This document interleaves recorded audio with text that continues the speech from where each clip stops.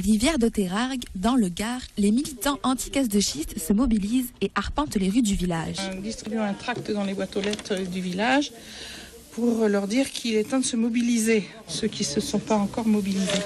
Voilà, et nous faisons une réunion publique sur plusieurs villages. Dans quelques semaines, la société Mouvol, détentrice du permis du bassin d'Alès, va débuter les travaux d'exploration d'hydrocarbures liquides et gazeux. Des camions sismiques évaluant les zones d'exploitation de gaz de schiste vont sillonner les terres cévenoles. Les villageois, opposés à cette intrusion, tirent la sonnette d'alarme. C'est un cauchemar.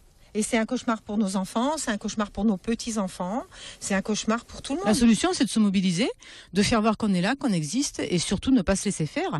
En étant pacifiste, parce qu'on ne règle rien par la violence, mais si on doit devenir violent, je pense qu'on est quand même un bon nombre à ne pas se laisser faire, et on saura faire ce qu'il faut pour arrêter ces gens-là. En attendant la prochaine action, les collectifs continuent d'alerter le gouvernement sur cette situation d'urgence. Une délégation s'est rendue à Paris mardi soir pour rencontrer la ministre de l'écologie et du développement durable.